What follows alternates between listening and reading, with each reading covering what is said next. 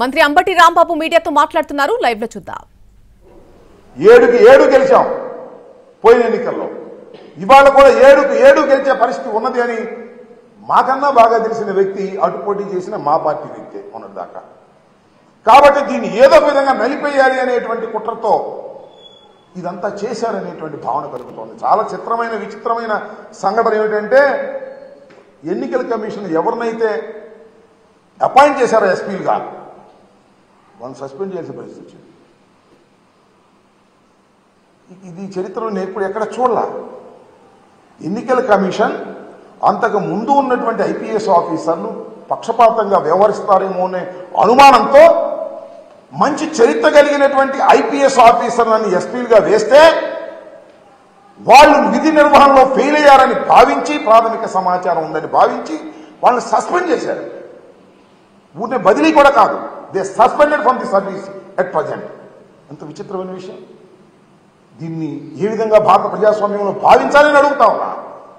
దీని వెనుక నేను ఒకటే మనవి చేస్తున్నా, నేను ఓడిపోతాను అని అనుకున్న రోజున నారా చంద్రబాబు నాయుడు గారు రాక్షసంగా వ్యవహరిస్తాడు. తనకు అధికారం రాదు అనుకున్నప్పుడు హింసను ప్రజ్వలింపచేస్తాడు. ఇది నారా చంద్రబాబు నాయుడు గారి చరిత్ర. ఇవాళ పలనాడులో హింస జరగడానికి కారణం నారా చంద్రబాబు నాయుడు గారు, అదేవిధంగా పురంధరేశ్వరి గారు. ఇక్కడ మార్పుల వల్లే ఇంత హింస జరిగిందని నేను మనవి చేస్తున్నాను. ఎంత ఆశ్చర్యం అండి. పోలింగ్ రోజున అలో లక్ష్మణ అని అల్లాడుతుంటే, తలలు పగిలిపోతుంటే పోలీసు దించుకోలేకపోయారు. కొన్ని ప్రాంతాల్లో మాచర్లలో కానీ, లేకపోతే మన గురజాలలో కానీ, నర్సరాపేటలో కానీ, సత్తెనపల్లిలో కానీ కొన్ని ప్రాంతాలు వెళుతుంటే అక్కడికి పోలీసులు రీచ్ కాలేదు. కొట్టుకుని ఆల్పో చాలే వాగిపోయారు. ఇది పరిస్థితి. ఒక ఎమ్మెల్యే ఇంటి మీద రాళ్లు వేసే పరిస్థితి. నర్సరావుపేటలో ఎమ్మెల్యే ఇంటి మీదకు వెళ్లి దూకి కార్లు పగలగొట్టి చేసినటువంటి సందర్భం. అదేవిధంగా నాకు సంబంధించి నా చీఫ్ ఎలక్షన్ ఏజెంట్ నా సన్నిలా వెళితే కారు మొత్తం పగలగొట్టారు. కంప్లైంట్ చేస్తే పోలీసులు రారు, కేసు రిజిస్టర్ చేశారు. దీనికి పోటీగా మనం కేసు రిజిస్టర్ చేయాలని ఒత్తిడి చేస్తలే దర్జీ చేయాలనుకుంటున్నారు. ఎందుకంటే ఆ కారు అద్దాలు బయలుపోయినాయి కదా, మాలుడు కంప్లైంట్ ఇచ్చాడు కదా. మాలుడు కంప్లైంట్ ఇస్తే వాళ్ళు కూడా మా ఇంకో కంప్లైంట్ ఇచ్చి వాళ్ళు తీసుకోమంటున్నారు. ఇక్కడ ఒక సిఐ గారు ఉన్నాడు, ఆ రాంబాబు, దాన్ని కూడా రిజిస్టర్ చేయాలనుకుంటున్నాడు. ఇది ఇంత దారుణంగా ఫెయిల్యూర్ ఆఫ్ ది పోలీస్, దారుణంగా ఫెయిల్యూర్ అయ్యి ఎన్నికల సమయంలో ఫెయిల్యూర్ అయింది ఇక్కడ పల్నాడులో పోలీస్ వ్యవస్థ. నేను ఇంతకు ముందు కూడా ఆరోపణ చేశాను. ఇవాళ కూడా సిట్ అధికారులని ఎవరైతే వినీత్ బ్రిజ్వాల్ నాయకత్వంలో ఒక సిట్ ఫామ్ చేశారో ఎన్నికల కమిషన్, ఆ బృందాలన్నీ కూడా తిరిగి ఇవాళ ఏం జరుగుతుంది, ఎలా జరిగింది అనే దాని మీద విచారణ చేస్తూ ఉన్నారు. నేను నర్సరావుపేట వెళ్ళి ఆ బృందాన్ని కలవటం జరిగింది. వారికి చాలా వివరంగా నేను ఎక్స్ప్లెయిన్ చేశాను. నేను చెప్పినటువంటి ఇన్పుట్స్ కూడా తీసుకోమని చెప్పాను. ముఖ్యంగా పోలీసు వారు లోయర్ లెవెల్లో తెలుగుదేశంతో కొయ్యలైపోయారు. They have taken money from TDP people. Kanna Lakshman దగ్గర, వాళ్ళ అబ్బాయి దగ్గర డబ్బులు తీసేసుకున్నారు. సిఐలు, ఎస్ఐలు, ఐ నో ఎవ్రీబడి. కొంతమంది తీసుకోలేదు కూడా, అది వేరే అంశం. అందరూ నేను ఒకటి మనవి చేశాను పోలీసు వారికి కూడా, ఆ సిట్లో ఉన్న వారికి కూడా, మీరు తెలుసుకోదలుచుకుంటే పోలీసు వారు చేసిన తప్పులు కానీ, లంచాలు కానీ 5 నిమిషాల్లో మీరు తెలుసుకునేటువంటి అధికారం మీకు ఉంటుంది, తెలుసుకోగలిగిన శక్తి కూడా మీకు ఉంటుంది అని ఈ సందర్భంగా నేను వారికి చెప్పాను. వారు తెలుసుకునేటువంటి ప్రయత్నం కూడా చేస్తారని నేను భావిస్తూ ఉన్నాను. వాస్తవానికి ఇంత దారుణంగా పల్నాడు ప్రాంతంలో ఇంత దారుణంగా ఫెయిల్ కావడానికి దీని మీద అధ్యయనం చేయవలసినటువంటి అవసరం ఉంది. ఎన్నికల సమయంలో ఫెయిల్ అయ్యారు. ఫెయిల్ అయితే గందరగోళం అయింది. ఈ మూల్యాన్ని ఎలా చెల్లించని చెప్పి నాకు అర్థం కాదు. కొన్ని బూతులు అయితే ఆక్యుపై చేసుకున్నారు, వాళ్ళు ఇష్టం వచ్చినట్టుగా దొంగోట్లు వేసుకున్నారు. రీపోలింగ్ అడిగితే నేను ఇవ్వడానికి సిద్ధంగా లేరు. ఇంత దుర్మార్గమైనటువంటి పరిస్థితులు ఎందుకు కల్పించబడ్డాయో ఒకసారి ఆలోచన చేయవలసినటువంటి అవసరం ఉందని నేను సిట్ అధికారులకు వివరంగా చెప్పడం జరిగింది. సిట్ అధికారులు కూడా ఆ పద్ధతుల్లో విచారణ జరుపుతారనేటువంటి భావనతో నేను ఉన్నానని కూడా మనం చేస్తాను. ఏసీ లేదా, నేను ఆ విధంగా భావిస్తున్నాను. ఇంత దుర్మార్గమైనటువంటి ఆలోచన మరి ఎక్కడి నుంచి వచ్చింది, ఎలా వచ్చింది ఆలోచన చేయాలి. ఇప్పటికీ పోలీసుల్ని, ఐపీఎస్ ఆఫీసర్ని సస్పెండ్ చేశారు. సస్పెండ్ చేస్తే ఏమైంది చెప్పండి? పోయిన కాలం తిరిగి వస్తుందా? తలలు పగిలిన తలలు అతుక్కుంటాయా? చాలా దారుణమైనటువంటి పరిస్థితి ఏర్పడింది. దీన్ని గమనించాలని కూడా నేను మనవి చేస్తున్నాను. అంతేకాదు, నా నియోజకవర్గంలో ఇవాళ కూడా తొండపి అనే గ్రామం అనాథగా అల్లాడుతూ ఉందని మనం చేస్తున్నాం. టోటల్ ముస్లిం మైనారిటీస్ అందరూ కూడా ఊరు వదిలి వెళ్ళిపోయి అక్కడో ఇక్కడో తలదాచుకునేటటువంటి పరిస్థితి ఏర్పడింది. ఇంత దారుణం అండి. ఒక కల్చరల్ సొసైటీలో, ఒక రక్షణ కలిగినటువంటి సొసైటీలో, ఒక ప్రజాస్వామ్యంలో ఊర్లో ఉన్న ముస్లిం మైనారిటీస్ అందరూ కూడా ఎక్కడెక్కడికో పిడుగురాళ్ళ దూర ప్రాంతాలకు వెళ్ళి తలదాచుకోవాల్సినటువంటి పరిస్థితి ఏర్పడిందంటే ఏమిటి? ఇంకా మానవ సమాజం ఉందా లేదా ఆలోచించమని మనం చేస్తున్నాం. ఇందాక ఆ సిట్ అధికారిని కలిసినప్పుడు కూడా చెప్పారు, తొండపిలో శాంతి భద్రతలు లేవు, ఎక్కడెక్కడో తలదాచుకున్నారు, వాళ్ళందరినీ తీసుకురండి, వాళ్ళందరినీ తీసుకొచ్చి ఆ ఇళ్లలో ఉండే విధంగా చేయాలని. ఏం చేశారండి? తొండపిలో ఇళ్ళు తగలేశారు, ముస్లింస్ ఇళ్ళు తగలేశారు. అంతేకాదు, ముస్లింలు బైకులు బళ్ళు మొత్తం తగలేశారు. దారుణంగా ప్లాన్గా చేసి పోలింగ్ అయిపోయిన రోజు సాయంత్రం చాలా దారుణంగా వ్యవహరించారు. అలాగే మాదల్లో కూడా జరిగింది. మాదల్లో తట్టుకోగలిగారు, కానీ తొండపిలో మాత్రం తట్టుకోలేక గ్రామాలు వదిలి పారిపోయినటువంటి పరిస్థితి. చాలా చోట్ల నుంచి నాకు ముస్లిమ్స్ ఫోన్ చేస్తున్నారు, ఏమండి తొండపి వాళ్ళు మా దగ్గరికి వచ్చారు, వాళ్ళు రక్షణ కల్పిస్తున్నాం, ఏంటంటే తొండపి ఎప్పుడు వెళ్తారు ఏంటని నేను మనవి చేస్తున్నాను. మీ ద్వారా సిట్కి మనవి చేస్తున్నా, మీ ద్వారా పోలీస్ అధికారులకు మనవి చేస్తున్నా. కొత్త ఎస్పీ గారు ఇంకా జాయిన్ అయినట్టుగా లేరు, వాళ్ళందరికీ మనవి చేస్తున్నా. తొండపిలో శాంతి భద్రతలు నెలకొల్పే విధంగా చూడండి. ఎవరైతే ఇళ్లు వదిలి పారిపోయి ఎక్కడో తలదాచుకుంటున్నారో వాళ్ళందరినీ తీసుకొచ్చేటటువంటి ప్రయత్నం చేయండి. ఇలాంటి పరిస్థితి నేను ఈ మధ్యకాలంలో ఎప్పుడు చూడలేదు. ఊళ్ళు వదిలిపెట్టి వెళ్ళిపోయినటువంటి పరిస్థితి, లా అండ్ ఆర్డర్ ఏమైపోయింది ఈ సమాజంలో అనేటువంటి బాధ కలుగుతూ ఉంది. తొండపి మీద దృష్టి పెట్టి అక్కడ ఉన్నటువంటి ఇళ్లను సరిచేసి ఎవరైతే పారిపోయి బతుకుతున్నారో వాళ్ళందరినీ తీసుకొచ్చే కార్యక్రమం చేయవలసినటువంటి బాధ్యత మానవతా దృక్పథంతో కూడా ఉంది, చట్ట ప్రకారం కూడా ఉంది. ఆలోచన చేయమని మనవి చేస్తున్నా. నేను భావిస్తున్నాను ఈ సిట్ వచ్చిన తర్వాత అనంతపూర్లో కానీ లేదు పల్నాడులో కానీ విచారణ జరిగిన తర్వాత చాలామంది నేరస్తులు, ముఖ్యంగా దీనిలో నేరస్తులు పోలీసు వారే, బయట వారు ఏం కాదు, డబ్బులు ఇస్తే తీసుకున్న వాళ్ళు, సమయానికి డ్యూటీ చేయని వారు, అలసత్వం వహించేవారు, నువ్వు చేసుకోరా బాబు అనేవాడు, వాళ్ళందరి మీద యాక్షన్ తీసుకోవాల్సిన అవసరం ఉంది. నేను సిట్ వారికి కూడా చెప్పాను, ఎవరైతే క్యాండిడేట్స్ దగ్గర డబ్బులు తీసుకున్నారో, మెతగ్గా ఉండాలని ప్రవర్తించారో వారందరి మీద యాక్షన్ తీసుకోవాల్సినటువంటి అవసరం ఉన్నది. అదేవిధంగా సత్తెనపల్లిలో ఉన్నటువంటి రాంబాబు అనే సిఐ మీద కూడా నేను ఎన్నికల కమిషనర్కి రిటర్న్గా ఇచ్చాను, ఎస్పీకి రిటర్న్గా ఇచ్చాను, ఐజీకి రిటర్న్గా ఇచ్చాను, సిట్ వారికి కూడా రిటర్న్గా ఇచ్చాను. దాని మీద కూడా విచారణ జరిపి యాక్షన్ తీసుకోవాలి. కొంతమంది పోలీస్ అధికారుల మీద నేను మనవి చేస్తున్నాను. ఇంత అరాచకం జరిగిన తర్వాత, ఇంత law and order problem create అయిన తర్వాత, ఇంత దౌర్జన్యాలు జరిగిన తర్వాత, ఇంత వైఫల్యం జరిగిన తర్వాత పోలీసు వారి మీద యాక్షన్ తీసుకోకపోతే ఖచ్చితంగా ఇంక సమాజం ఉండదని కూడా మనం చేస్తున్నాం. ఒక తప్పు చేసిన వారి మీద శిక్ష జరగాలి, జరిగినప్పుడు సమాజం బాగుపడుతుంది. మళ్ళీ భయం వేస్తుంది, ఎస్ మనం డ్యూటీ సరిగ్గా చేయకపోతే ఇంకా మనకు శిక్ష తప్పదు అనేటువంటి భావన కలిగే విధంగా ఈ సిట్ న్యాయం చేస్తుందని, ఖచ్చితంగా ఎవరైతే పోలీసు అధికారులు అలసత్వంతో ఉన్నారో, ఎవరైతే కరప్ట్ అయ్యి డ్యూటీని చేయలేదో వాళ్ళందరి మీద వేటు వేయవలసిన అవసరం ఉంది. ఇప్పటికే కొంతమంది సస్పెండ్ చేశారు, అవసరమైతే రిమూవ్ చేయాల్సినటువంటి అవసరం కూడా ఉంటుంది.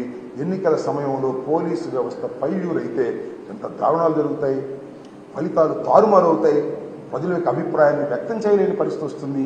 కాబట్టి పోలీసు అధికారులు దీని మీద యాక్షన్ తీసుకుంటారని, రాజ్యాంగం వారికి కల్పించినటువంటి హక్కును సద్వినియోగం చేసుకుంటారనేటువంటి విశ్వాసంతో నేను ఉన్నాను. అదే విషయాన్ని వారికి కూడా చెప్పడం జరిగిందని కూడా ఈ సందర్భంగానే మనం ఎవరైనా అటువారైనా ఇటువారైనా, మా వాళ్ళు కూడా కొన్ని చోట్ల అగ్రెసివ్గా ఉంటే ఉండవచ్చు, నేను కాదు నాను. That is also failure of the police. ఒక చోట బ్రేక్ చేసినట్టయితే ఆటోమేటిక్గా వాళ్ళు కూడా బ్రేక్ అయిపోతారు. అలసత్వంగా వ్యవహరించినటువంటి వారి మీద తప్పనిసరిగా యాక్షన్ తీసుకోవాలని మీ ద్వారా అధికారులను కోరుతున్నాను. చట్టం కూడా తన పని తాను చేసుకుంటుందని భావిస్తున్నాను.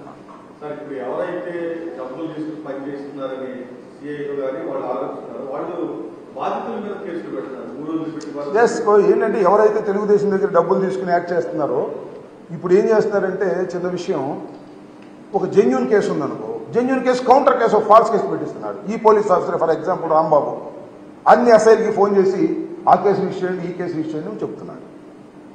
ఇప్పుడు నేను అడుగుతా ఉన్నా, ఎలక్షన్ రోజు జరిగినటువంటి ఒక దౌర్జన్యం మీద ఫర్ ఎగ్జాంపుల్ నేను ఒక కంప్లైంట్ ఇచ్చాను, అది రిజిస్టర్ చేశాను. నన్ను ఇబ్బంది పెట్టాలని ఇవాళ కంప్లైంట్ తీసుకొస్తున్నారు. కంప్లైంట్ తీసుకొస్తే అర్థం అయిపోతుంది కదా, పోలీసు వారికి అర్థం కదా. మొన్న ఇచ్చినటువంటి కంప్లైంట్ మీద ఇవాళ మళ్ళా కంప్లైంట్ ఇస్తున్నారంటే ఫాల్సా, అది జెన్యూన్ అనడానికి ఏదైనా గాయమైనా ఉండాలి, ఏదైనా ప్రాపర్టీ నష్టపోయినా ఉండాలి. ఆ రెండు కనపడుకోకుండా కేసు రిజిస్టర్ చేస్తే కేసు అండ్ కౌంటర్ ఉంటే ఏదో చేయొచ్చు అనేటువంటి భావనతో ఉన్నారు. నాకు అదే విషయం, నాకు నారాయణపాడు విషయంలో నారాయణపాడు నుంచి ఫోన్ చేశాడు.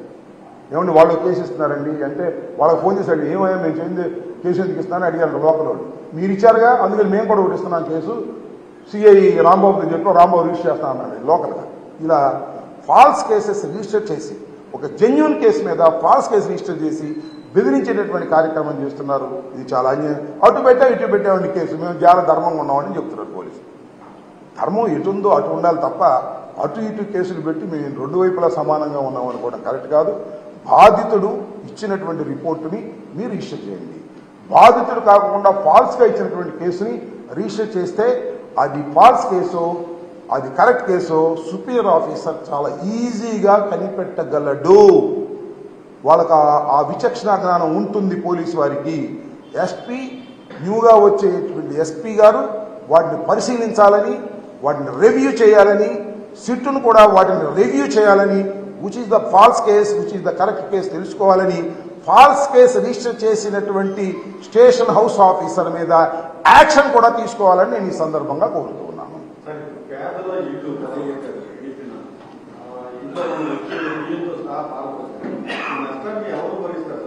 విల్ సీ లేటర్ నేను చూద్దాం. ఇప్పుడు ఫర్ ఎగ్జాంపుల్ తొండపి ఉంది, తొండపిలో అంతా ముస్లిమ్స్ పాపం, ఏ రోజుకి ఆ రోజు రెక్కాడితే కానీ డొక్కాడినటువంటి ప్రజానీకం వారి మొత్తాన్ని, వారి వాస్తులన్నీ ధ్వంసం చేశారు, ఇళ్లు పాల్గొట్టారు, ట్రాక్టర్లు కాల్చారు, స్కూటర్లు, బళ్ళు, టూ వీలర్స్ మొత్తం కాల్చారు, ఇంట్లో వస్తువులన్నీ కాల్చారు.